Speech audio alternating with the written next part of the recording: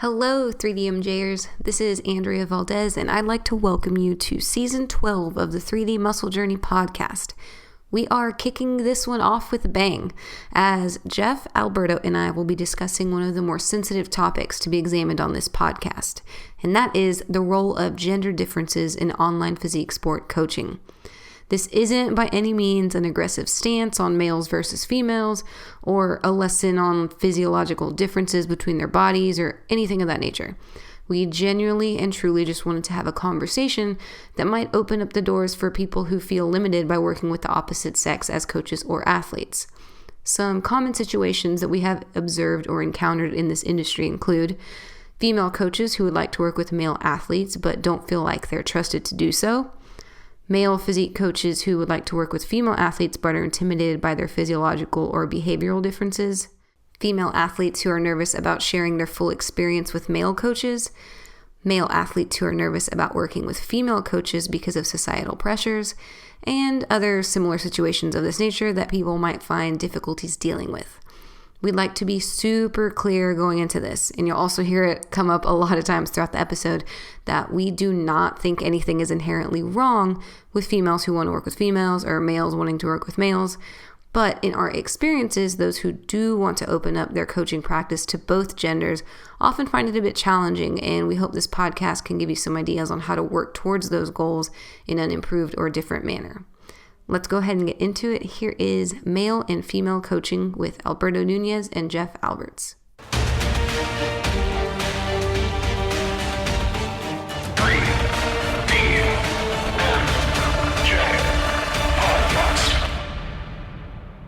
Okay, so there's this trend when you look at online coaches, where it doesn't go so much that like guys tend to have, I'm totally generalizing, guys have a full roster of athletes, and it seems as though female coaches in physique sport generally only coach females. I think. Is that like just my observation? Do y'all see that too? Bert, you're nodding your head. It's a common scenario, yeah. Very common. When you started coaching, did you ever have those feels, Jeff? Like, have you always felt comfortable with girls? Jeff? I think at first I was intimidated. Like, oh crap, I got to coach men and women differently. So it was a little bit of a fear from that standpoint. But not a fear of like interacting or coaching a female as in establishing relationships, that type of thing. What do you mean you were like, oh crap, I have to coach him differently? You just offended our first person, Jeff. Well, no, it's actually me. I'm very offended. No, like, well, just in my mind, like, oh, the female body operates differently than a male's body. So how do I coach? What's the differences? How do I coach that? So there's a little bit of intimidation. But as far as interacting with a female and coaching a female because of the other stuff, as you know, the quote unquote, there's a myth that they're more emotional than men and that type of thing. I wasn't intimidated by that because basically I grew up around a lot of females. And for me personally, I actually get along with females better than males. So to me, it was no big deal from that standpoint. It's because you're intimidating, Jeff. Did you hear me? I'm intimidated? Yeah. Towards men, you mean? I think so. I feel like if you walked in somewhere, because you don't talk and you're big, that it might put people off, I would think. Like if I was a dude, I'd be like... Yeah, Eric told me that. Remember when we were in Austin? We're at that karaoke bar? Oh, the piano bar. And I came out of the bathroom, I walked back to the table, Eric looks at me and goes, You're just an intimidating MFer.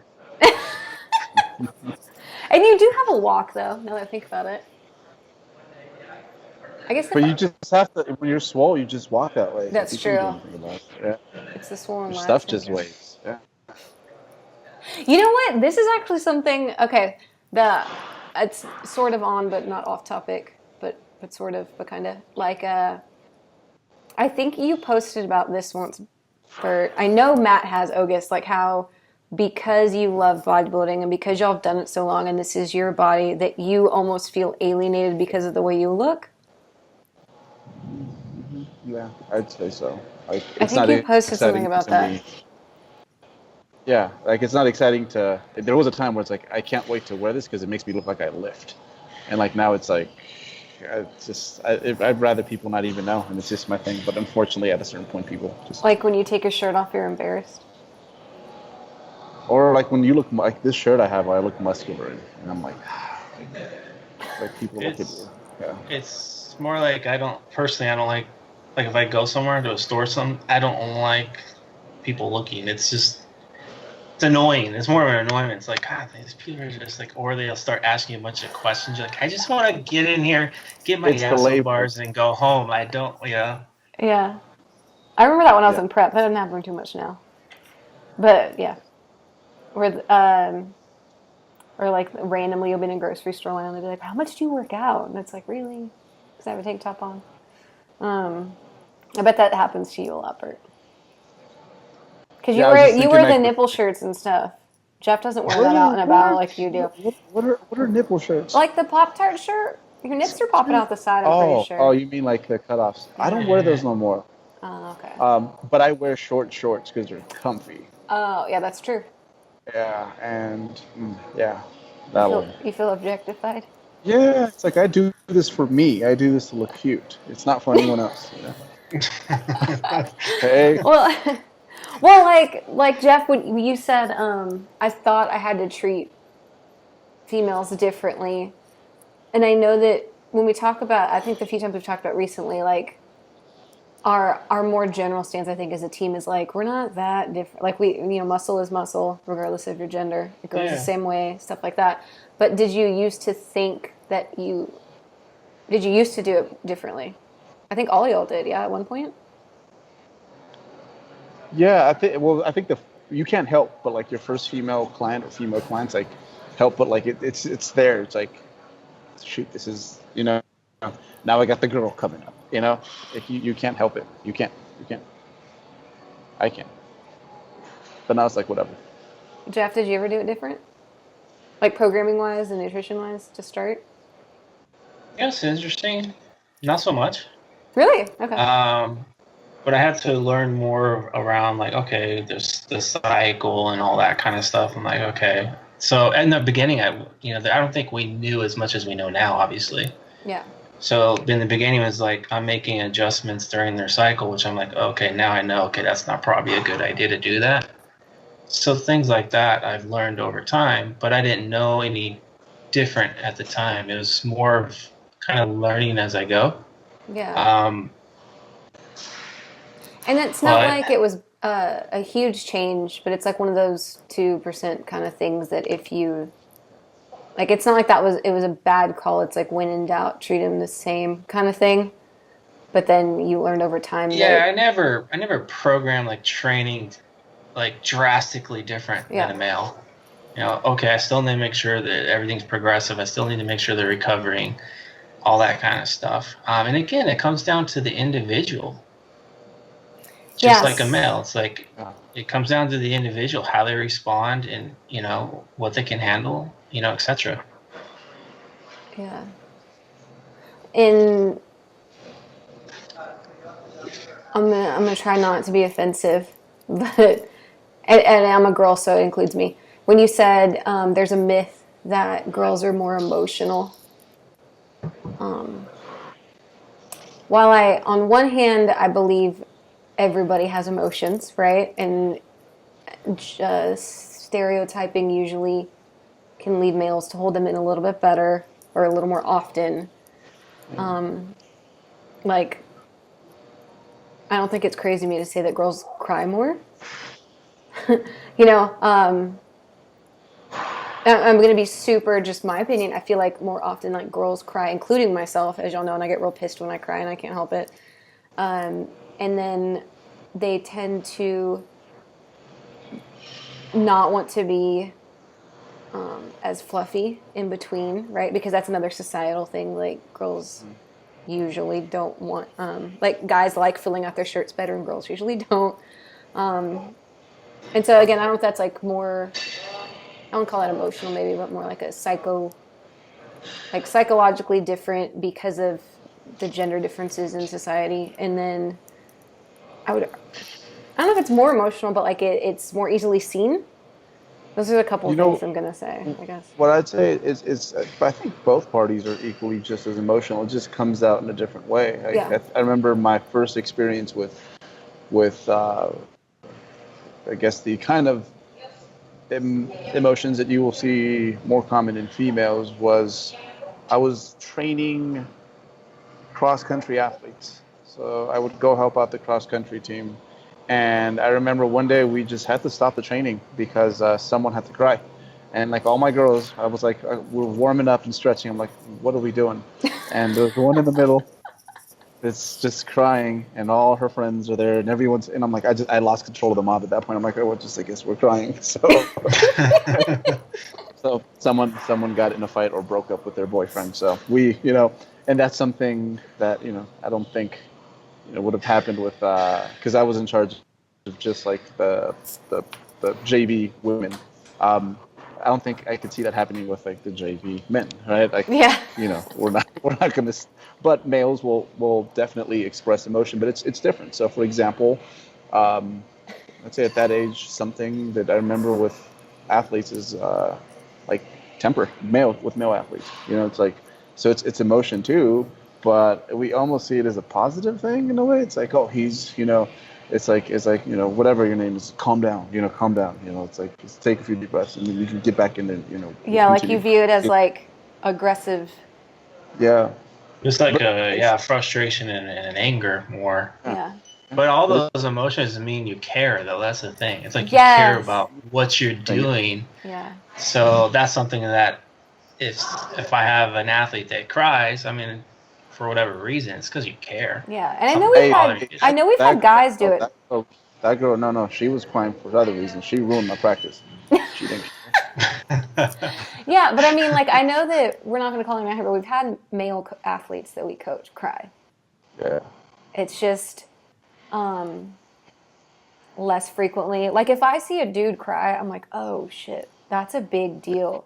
Where if like I'm talking to a girl and she gets a little teared up, I'm like, oh well, like it, and I don't know if it should be that way, but it's just over however many years that I've coached, it's just in a lot of different sports with adolescents and adults, it's just I could be a lot of females. I could just be talking about something I really care about, or in my case, y'all have seen it over and over as a team. If I get frustrated or I feel like I don't have agency or control over something, I cry. And I think now you guys are so good at, Alberto had more experience with me crying than the other three, but from my experience when it first started, I know that it was hard for me because I could see in y'all's faces during a meeting if I'm crying that I don't want to say shut down, but like a lot of concern in the conversation would kind of stop so that I could, but the more I did it, I feel like you guys learned over time that, oh, it's not a big deal. This is something she cares about, or like y'all breeze through it better, and that helps me. And it's like, I think that's the same as coaching. Like that's how we've worked as a group, as a team, building a business together, whatever. But like in a coach-athlete relationship too, it's the same time. Like I'm sure the first time you see someone cry, it's like, oh shit, I'm not sure how to deal with this. But maybe by the third or fourth over a couple of years, you're like, oh, okay, this is the process, and this helps them deal with it a little bit better. But I think what's really good about if someone's crying in front of you, that's a good thing, that they're not hiding it. So that means they're at least somewhat comfortable enough to open up to you and express those feelings, so you can, as a coach, get an understanding of what the reasoning behind why they're crying, if it's frustration, if it's sadness, anger, what have you. Sometimes. Could be happy cries. Yeah, I've had those too. Yeah. But as a coach, if you don't have an established relationship and that person, regardless if it's male or female, can't express their emotions or how they're feeling, how are you supposed to coach that individual? Yeah. How do you make the right judgment calls? Yeah. I just feel like that I like that you keep saying regardless of who it is, if they cry, whatever, but I feel like that's a big reason why guys won't coach girls though. Like they're too emotional. There's too, but it's just a different kind of emotion, because I'm thinking of my male reports this past week, and it's a lot of the same thing where it's like, it's too emotional, or it can be that like emotion is good, but it gets to the point where sometimes you're so emotionally charged up that it affects your decision making. You know, like so athlete, like this is a typical male thing. They're like, coach, I'll keep digging. I'm like, dude, no, I need us to take this diet break. You know, Yeah. So males are guilty of things like that, and it's just that because I'm a male, I'm a little bit, and those kind of feelings are a little bit more natural to me. It's what I'm more predisposed to. Like it's easier for me to control and handle that. Whereas a lot of the themes that are a bit more common with female athletes, those are things that I've had to over time learn to react. Whereas, like males from like day one, whenever I've done any coaching in any sport, it's just like I know exactly what to do with a young man who's like 19 years old and he's losing his shit because I've been there, you know? Yeah. So honestly, both parties are just as emotional. It's just if it's not your gender, quite often, it's an acquired skill to like learn to have empathy for whatever they might be going through. Yeah. That's the key word, is the empathy. You just kind of hit the nail on the head. Like you got to know when to have empathy, and then on the other token, you need to, you know what? You're overreacting. Stop. Snap out of it. You have to wear that kind of hat too. For me personally, like I said, I grew up around females. Like my mom, single parent, I live with my mom. So basically I was kind of babied by her, and I was around a lot of girls. So like I said, I can communicate. Like if I'm in a room with females or a room with just all males, I can communicate with all the females a lot better than the men. Just Why? Because that was kind of a comfort zone for me. Yeah. On the flip side, like when you say you're more comfortable with women and you say like, okay, because I grew up around them, that makes sense. But why do you think you're not entirely uncomfortable, but proportionally less comfortable with men? I just think like it's just more. It has nothing to do with bodybuilding. It's just the way I was kind of brought up, and when I'm around a bunch of dudes, it's like, guys get together and they're talking. It's like I just get kind of turned off by some of the guy talk. Okay. So it's just like, kind of turned off. So it's like it's easier for me to gravitate towards women, because my mom, when she raised me, it was like respect women, hold the door for women, just basically just be very respectful, young man growing up, and that just catered as an adult. Yeah. So it's like if you put him on this little bit of which some people might appreciate, like your mom told you to treat female, like put them on a little bit of a pedestal, right? Respect to them. And so with guys, and I guess if you're doing that with females, they tend to open up to you quicker, blah, blah, but it's like, well, how do I put a dude on a pedestal without, I guess, like that's a door in with females. And like with a guy, it's like, what do you do? Hey man, nice pecs. Like everyone will like make fun of you if you say something like that. And I feel like you have to match up with their energy. So whenever, let's just say I get a young man that's very testosterone driven, like that's the hat I'm going to put on, like as I'm coaching them. Yeah. It's like, all right, bro, it's that's like, what we're doing. Yeah. I'm just as pumped as you are. Like, let's go here. Let's kill this. Let's do that. And like the verbiage we use is different. Not everything, but the energy, I try to match up with their energy. Yeah. So then when I have to be rational, it's like, okay, oh shoot, he's kind of like me. And now he's telling me that something is kind of conflicting, right? I guess for me, like that's been the biggest like key, is just like try to match up my energy and my emotional energy to whatever that person is to a certain extent. You can't handle every athlete the same way. Yeah. And with women, that's been the key thing. It's like just being aware of like what they're slightly more prone to, look out for those, and if they kind of match up with that, just kind of try to make that feel welcomed, as opposed to like, no, we don't do that, like let's stop the crying, let's get back to work. Like that, you don't want that either. You want them to feel comfortable so they can be themselves, express themselves, and build that athlete coach connection. Yeah, and something it's been a long time since we talked about it. I feel like it was like a long time ago, but I feel like in one of the podcasts we brought up that it was when we were here in Austin, we were doing that it was like how to recover from diets series that's in the vault, the post-contest recovery seminar, and we were talking about a guy having a lot of the guys being scared to gain weight post-season or whatever, and it had come up, and Eric was saying something about the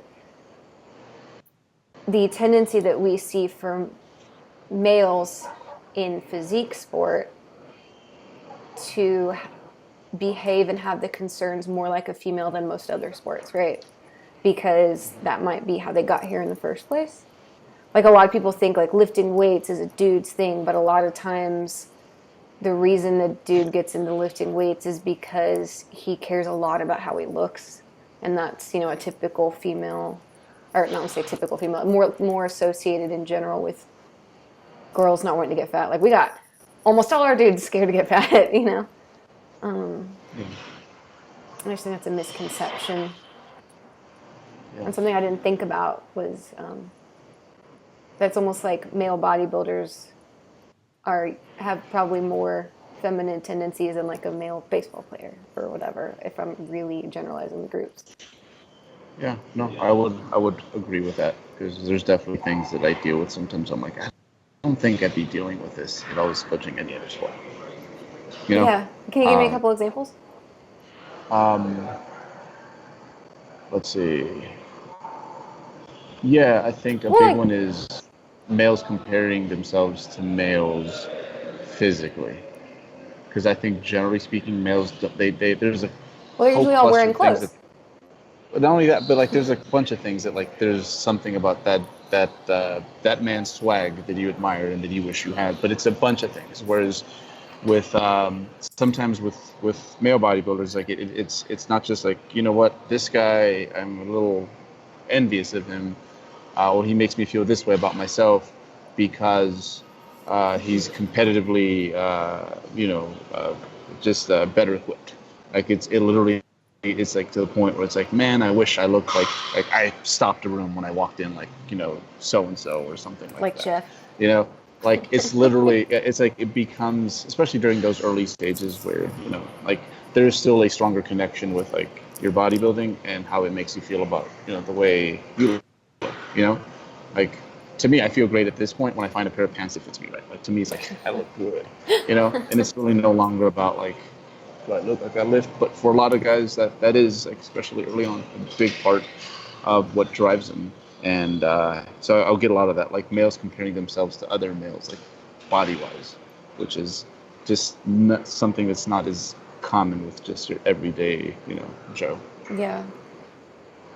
You know, like wide receivers, like or NFL like linemen don't look at wide receivers and they're like, man, I wish I was sleek and athletic and had abs like the wide receivers. No, you know, they don't. You know, so yeah, there's quite a few things that I deal with that I'm pretty sure if I was a football coach would not be an issue.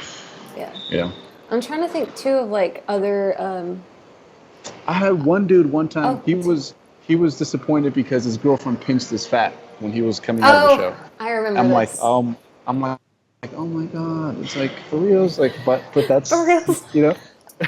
But yeah, like she was like getting close to him and she was like touching his abdomen and, you know, he was gaining his fat back and it made him feel very insecure. So that was a conversation. So yeah, these are. My wife does that to me. She'll pinch my belly and go, look at that. And how does it make you feel, Jeff? It doesn't bother me. I think it's funny. But if you were 22, would it bother you? Probably bother me like if I'm like 8 or 9% body fat and she pinched me and said you're fat, then I'd be like, really? I get all insecure about it. But now, whatever. Well, if she stopped touching me like that, then I'd be concerned. Yeah. I'm trying to think too the other typical. I know we'll get into like both genders or the other way too, but like why a male would be afraid or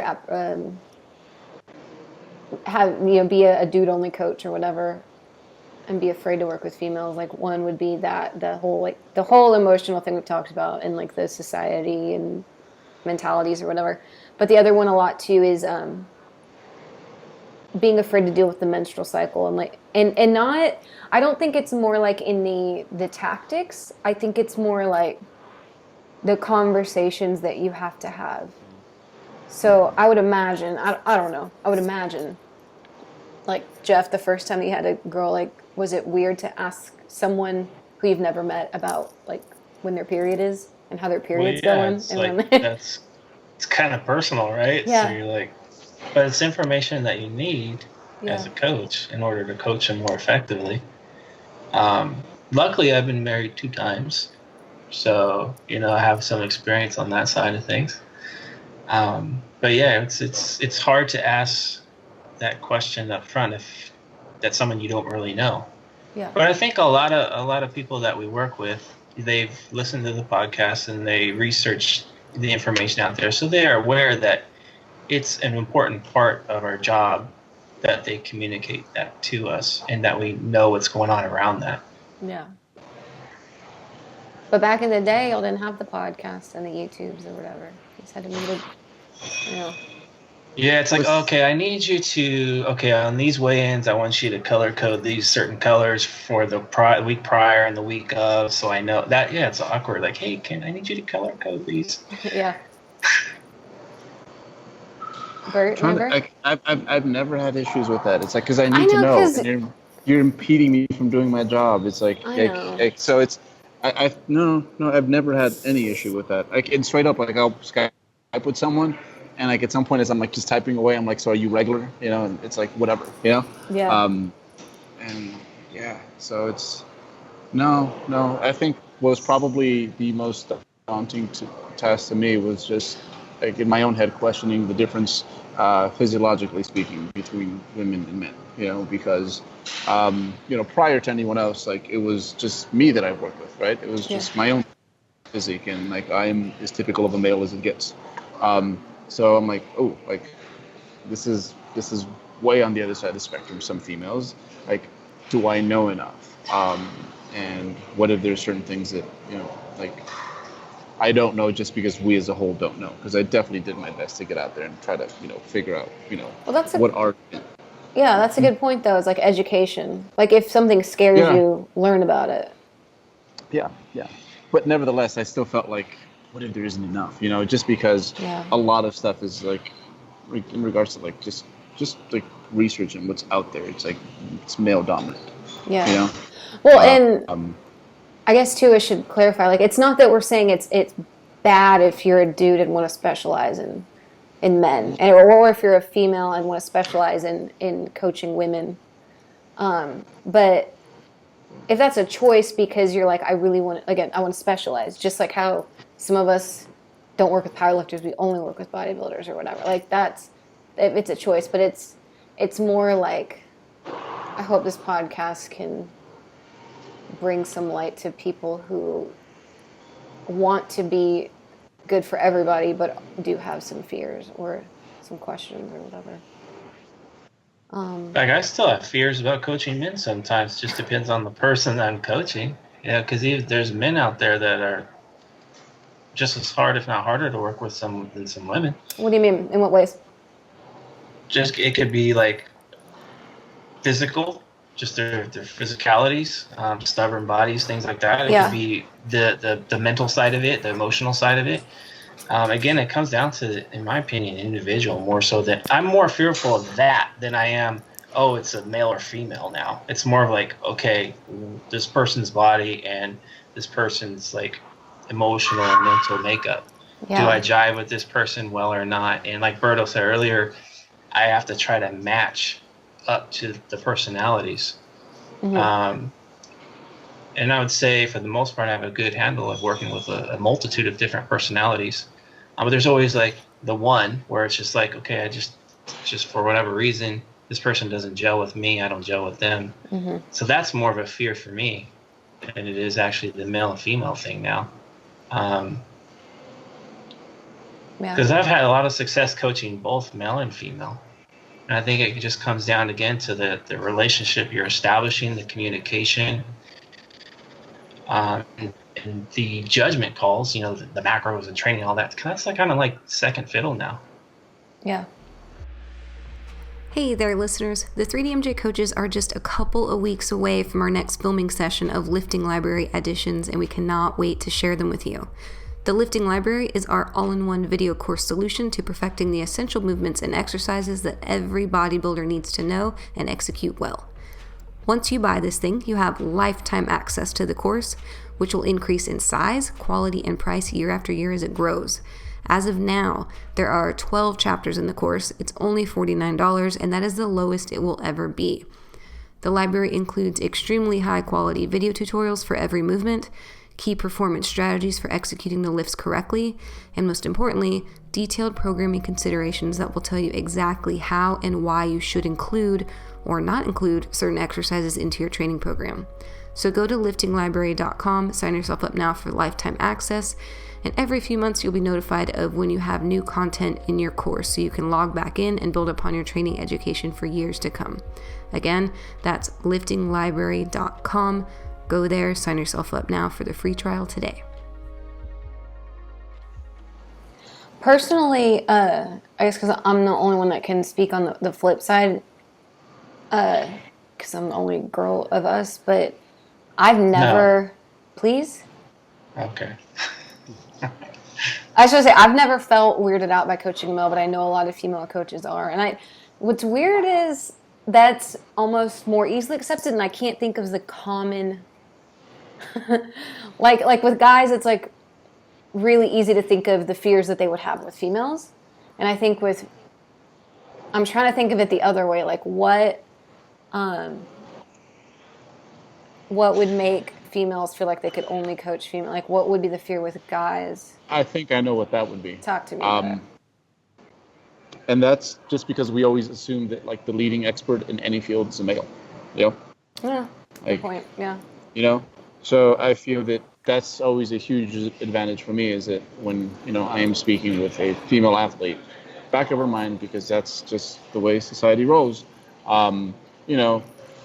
it's 1 point, I guess, Yeah. Or at least that's one thing I have going for me. He's a male, and he's got the male brain. So that's unfortunately how it is. Whereas I think sometimes women, even if they are very qualified, that's the one thing that's like, does this dude honestly, is he really sold on the fact that I have the skills, Yeah.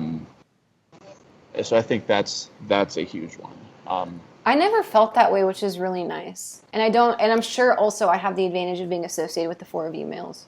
Yeah. So I'm sure, like I never felt, one, uncomfortable working with guys, but 2, I never felt like any of my male athletes are uncomfortable working with me. But I think that might be because I have that social currency of having you 4 men endorse me. And Ian McCarthy told me one time that I communicate like a dude, and that's intimidating, and that works for men. I don't know if that's true or not, but he told me that on my podcast one time. He was like, "You're intimidating too, because I speak confidently or whatever." Yes, yeah, you do. Not that I'm trying to be intimidating. I hate to call it the logical side, because I think both parties are logical and both parties can be illogical, but I think the way people would label the way you speak and you approach things, it's like, it's that masculine. It's like compared very, more dominant. like just like traditional logic when you just go at it, I think who's most likely to tell it how it is in a non-emotional way out of all of us? It's probably tell it how you think it is. I might be emotional about it, but I'll say it. Yeah. You say it, yeah. I'm easily emotionally aroused, which some say would be the female thing, but so are men. Like, men lose it in the same way that you do, I guess. So it's like we all. Like, I hate the fact that women are labeled as like overly emotional, and men, like, we don't have emotion. They're just different emotions that we're prone to that's expressing. sad that I got the emotional female, but also the male lose it, and it's great. So I'm a real gym to work with, listeners. No, but I think too that comes from my background in coaching in person, though, like group coaching, and like if you think of most Group X instructors that are females too, like you have to command a room or command a group of people, and they have to hear you, and they. I just think that's another one of those things that might come from background more so than like my just general life tendencies would. Because you did that. With, like you said, coaching a cross-country group of JV athletes or whatever. Yeah, I did a little bit of a few sports. And, But I'm trying to think, okay, so if I was a female, someone asked this, remember, it was when we were in Australia. They said, when we were on the stage doing the Q&A, the girl with the glasses, yeah, she had said, man, you probably know her name. Do you know her name? I know, I could see her face. Ellie. Ellie? Yeah. Yeah. Ellie. Yeah, she had asked us, she's a female personal trainer, and she was like, I don't feel like my male clients respect me. You remember that, Jeff? I remember that. Yeah. Yeah, and again, it goes back to the male-female thing. Like if there's some dudes like bench pressing, and female trainer, super qualified, goes up and she's like, you know what, you should probably pinch your shoulders back and let's try to work on this and that. They can be like, what, right? Yeah. Whereas like the other way around, personal trainer, going up to a group of women and telling them, hey, maybe you should try this. Like they'd be way more receptive because the male's the expert, right? Or like, I guess, innocent until proven guilty, qualified until proven otherwise. Yeah. Jeff, whereas like females, I feel like they start with other side. Yeah. Jeff, can you hear me good? I can hear you good. Okay. I'm muting my microphone because there's a dog next door going crazy. I could see that you were doing it. I was like, is he looking for like a network connection problem? But you can't hear me. Okay. Yeah. So do y'all have any advice? I think that's unfair, but that's yeah, how it's not is. fair. Yeah. It's just common, right? Yeah. And so like, how would and yeah, we can't sit here and talk about how unfair it is because that doesn't help. It's just the way it is. Like, right. It's yeah. But yeah. What can we do to change that, right? Yeah. Or not, or to make it easier. For a coach. Like honestly, like if I was shopping for a coach, like I would just at this point look for the most qualified person, regardless of gender. And I do feel that regardless of who I pick, there would be, I would take it like into consideration, like if they are my own gender or they're different gender, because as much as I said, like we should match up with our, like have emotional empathy for what our athletes might be going through, what they're prone to, I feel that also at the same time, there is certain things that they expect from me as a male on their end, that if I don't do that, it's almost uncomfortable and weird.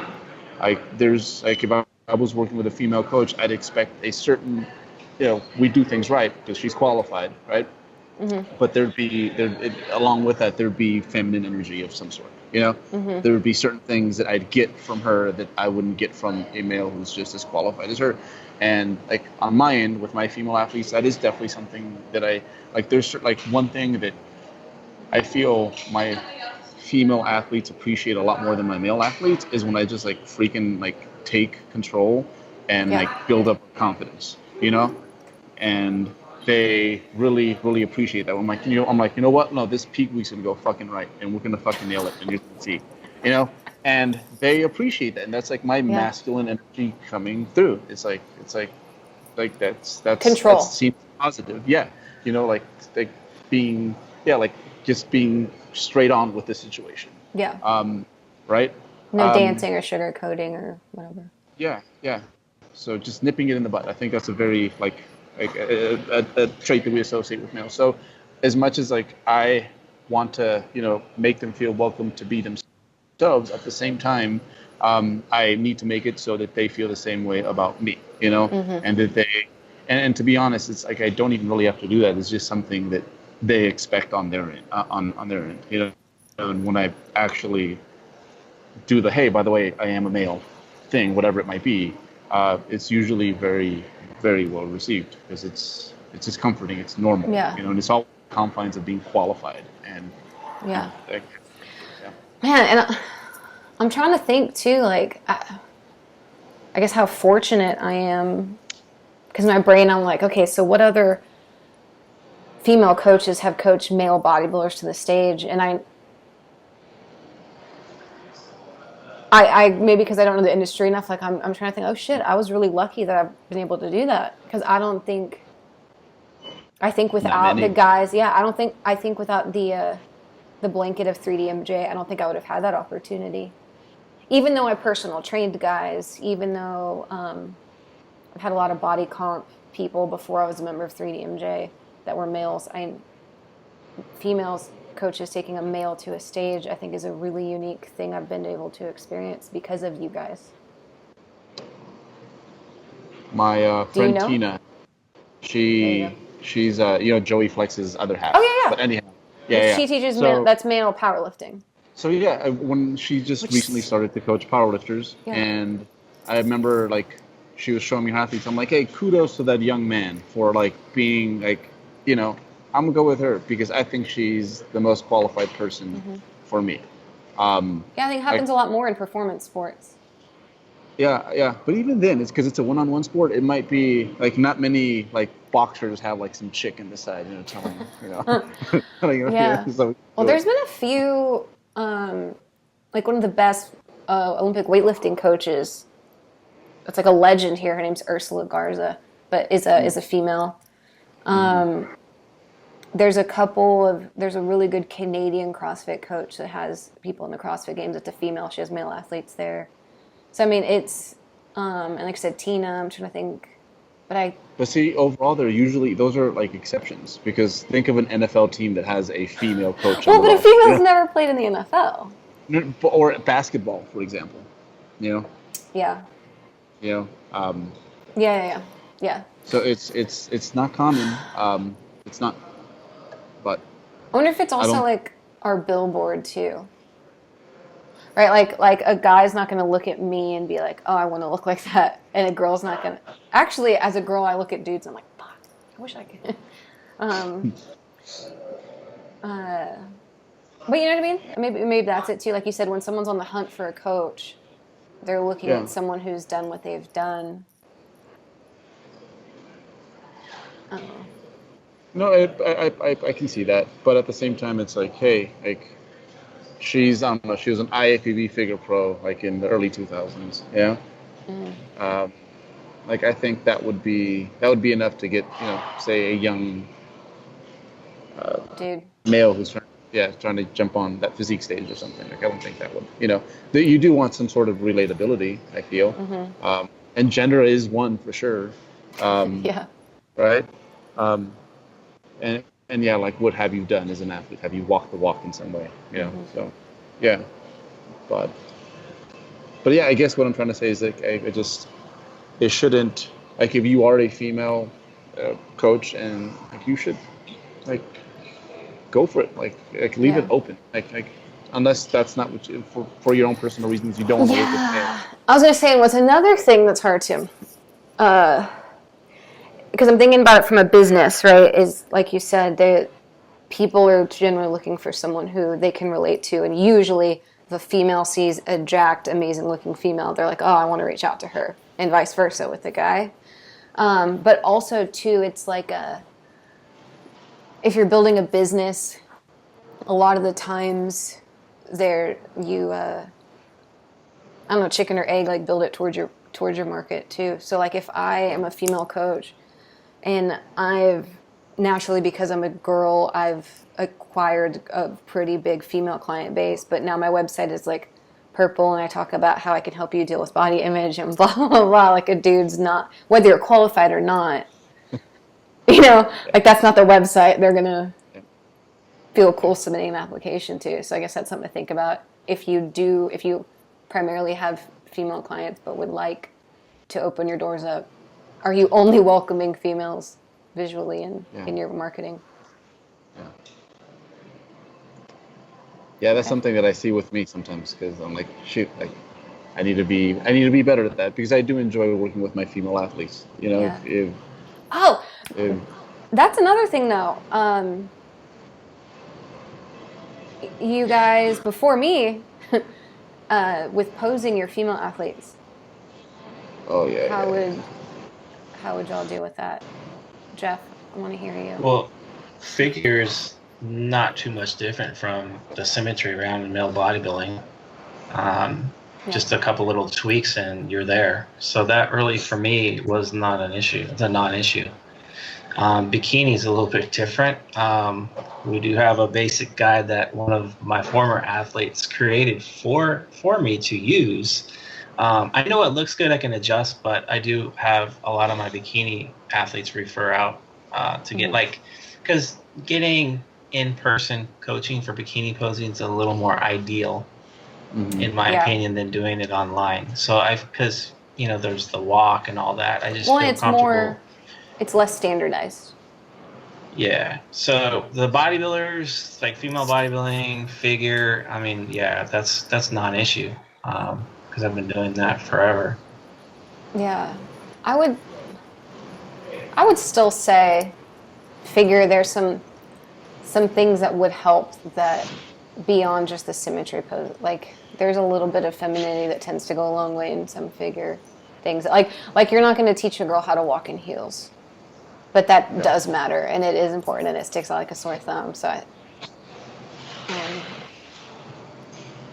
yeah, and like you said, it's not like they're going to be judged on it, right? When they're being judged, it's like these 4 things, and then these couple of stage dances. But like you've always talked about, like, do everything that you can, and that might be like a 1 or 2%er thing. That even if you have a male coach and he can tell you that, I think for those divisions that in person would be better, like you said. Walking in heels is hard if you're not good at it. Yeah. Or explaining to them like what it is that they're not doing right as they walk in heels. Like, how do I say, hey, you look clunky? Like. Well, and there's like a stage presence thing in most of the female divisions that I feel I lucked out with my gymnastics and cheer experience, like the chin up, head forward, slightly, like all that kind of stuff, hand position. All the posturing, like the poses, the posturing from feet to head. I mean, and then stage presence. You can coach it, but it's one thing to have some. If you're in a class and you're actually doing it in front of an instructor and also doing it in front of the other girls that might be in the class. Yeah. You get that exposure in front of everybody, so it's definitely, in my opinion, more optimal to go that route. Yeah. Well, even but the basics, like the actual poses, though, I mean, that's something that you can do that online. That's a non-issue in my opinion. Yeah. Well, and I think the deal there is, if I'm a dude coach, I keep saying dude, like I can't say male. If there's a male coach who's working with female athletes, it's like get a good. People do that. I think Lauren Conlon does that too, right? Like one-off Skypes for posing. Like there's some bikini coaches that will do posing if you don't live by a good place to do that. Yeah.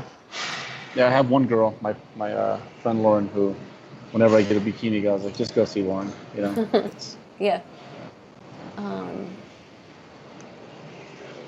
was I going to say? Oh, but same with male physique though, because those bikini and male physique, the transitions in and out of poses seem to matter a lot, and you can't really see or coach that as well. But like I said, that's a male division, but there's like a thing that goes into there. Like you're turning in water. Yeah. That's what it is. So that's your rudder into the pose. Oh God. Yeah. And I wonder too if there's a uncomfortability with obviously our sport, we have to see each other with not a lot of clothes on. Like if I guess there's for some people that is definitely weird. If I'm a female, I don't want to send my bikini photos or my underwear or sports bra photos to a male who's not. Yeah. So I guess usually the way I communicate that is I just communicate. Send me your photos or video in what you feel comfortable in. Eventually, it's like if you're doing figure or whatever, you got to wear the suit. But the initial, it's like the first few check-ins, it's like I want you to send me what you feel comfortable sending. Yeah. Like if they're not comfortable like wearing like a 2-piece or whatever, it's like okay, I want this person to be very comfortable. Yeah. And maybe if they have a lot of weight to lose, that might not feel good either or something. Yeah. And I remember my experience in a it's like NPC show I did. First time I was like, because the locker room, like back in the day, it was like males on one side and females on the other. But at this NPC show, it was kind of like open. Mm-hmm. I mean, you can go in the bathroom and change or whatever, but it was more open back there. And I'm like walking around, like me, a little uncomfortable. There's all these females walking around. Then it just dawned on me 10 seconds in, I'm like, well, this is what this sport is. You're basically showing 95% of your body. I'm like, and everybody's just walking around casual. I'm like, why am I uncomfortable? This is what it is. Yeah. So I kind of just realized, you know what, it's an athletic thing. People aren't, for the most part, aren't looking at it from, it's more of a sports standpoint, not from a, hey, look at that guy or hey, look at that girl standpoint. Well, what's funny is it's on a real simple scale too, right? You go to the swimming pool or the beach, everyone's wearing the same shit, right? Everyone's half naked, nobody cares. But the other day, B and I were driving down the street, and there was a lady, because it was Halloween weekend, right? This past weekend as we're recording this. Mm-hmm. And some lady was like a Baywatch her, and so her boobies were all high, and her red bathing suit was all up her ass or whatever. And I was like, who just walks down the street like that? But it's like, if there was water next to her, nobody would care. I wouldn't care. Yeah. Yeah. It's funny how we judge ourselves in the same, or like I did the same shit, even though I have no problem sending my athletic things because I view it as athletics. But the same thing, it's like, if you decide you want to coach in the sport, you're going to get on stage not wearing anything. So soon enough. Even then, even if you're not competing, but your goal is to look better, feel better, whatever, if it's aesthetics, then as a coach, you kind of need to see how their physique is shaping up. Yeah, exactly. So to me, it's like, it's part of the process, but I kind of, like I said, when I introduce it, I don't just, hey, send me something you're uncomfortable with. I want them to feel comfortable first. Yeah. And if I happen to need to see something more, then I'll do it in a very careful way, approaching that subject. Yeah, that's funny that you say in a careful way, because of all the shit that's going on between like the Me Too movement and then like a couple of recent controversies with people in our industry and sexual harassment and stuff. Does that scare you any? Does it make you even more choosy with your words or something like that? No, You'll do that anyways. Well, like I said, the way I was raised, always been respectful. So I've never, I know in my mind I'm never going to do anything that's going to be disrespectful. Yeah. To male or female. Yeah. Especially, like you said, as a business, and we talked about like the girl who has the Foo Pink website being like, why don't guys hire me? But it's the same with. There's a lot of guys, especially usually younger, but a lot of guys that will be so alpha in their presentation of everything and such a dude about the way they handle themselves online, that I guess could close them off from opening up their coaching practice as well if they wanted to do that. Like you Myron, bruh, like all over the place. And it's like, would a 30-year-old woman be like, sure, handle my prep and don't objectify me or talk about me as a hot chick or something like that. I just, it's like what Jacob Skepis said on his, they have their JPS education Instagram, or maybe it was his Instagram. And he had said something like, nowadays, your social media for a fitness professional is like your LinkedIn for most of their jobs. Like it's your business card. It's your, what you put out. That's how people will choose to see you based off of that. With the whole posing thing, honestly, if and this just goes when it comes to everything. If I just stick to I just need to do my job, and I need to do it as best as I can. Like everything that just comes out, for the most part, ends up being like pretty dead on it. Yeah. So, like if someone's pretty, let's just say a general population person, and they want to wear, something that is just like, they like want to wear some boy shorts or something. Yeah. And like in a sports the bra. world's longest sports bra. Yeah, whatever. But if someone's trying to get on the stage, and I'm like, no, like I need to literally see what the top of your quads look like. So we need to wear something that's very similar to the in goal outfit. Yeah. So if you do that, honestly, it's like, people sense that. Like if you're just trying to do your job, like Yeah, and there's a difference you know, between saying like I need to see the top of your quads and this is why I remember we're going to get on stage with yeah, it is different than like, hey, I need you to wear panties next time. Like it's just a different. Exactly. The delivery is different when you yeah, say why and what for. yeah, Yeah. yeah. And people, honestly, people just get that vibe. They know right away. Like if it's like, okay, this, like, they can tell my coach is invested in me. My coach really wants, he's like right up there with my level of excitement.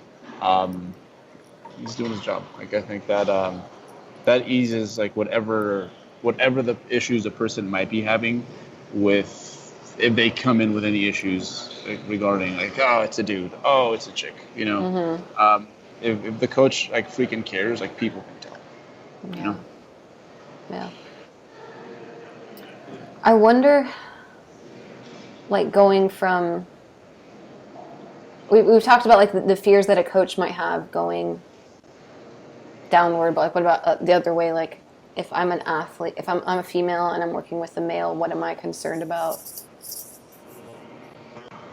Man. So Well, I guess again, like being misunderstood, being afraid, like yeah, everything we so guess that you we as a already talked female, about. like if with a male, yeah, that's the most common one. That's the most common scenario we're going to see.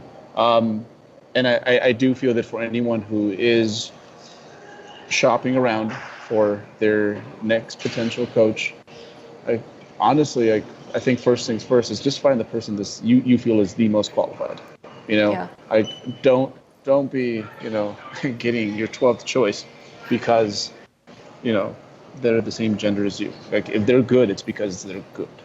Yeah. And, that's that's how it should be. However, hey, sometimes it might come down to that. Like that might be, it's like, God, they're pretty, you know, like neck to neck, but I'm gonna go with this person because of that. And there's nothing wrong with that, so long as like the base qualifications are there.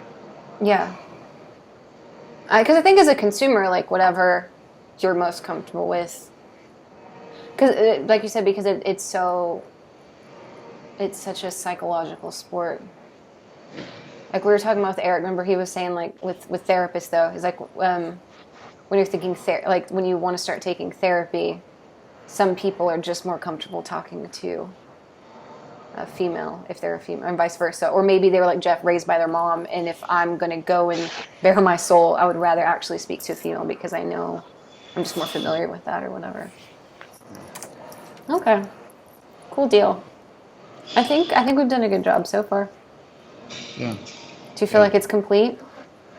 Yeah, at least I guess a lot of the small print that sometimes people don't even want to talk about when they're like when it's concerning the gender of your coach or the gender of your athlete.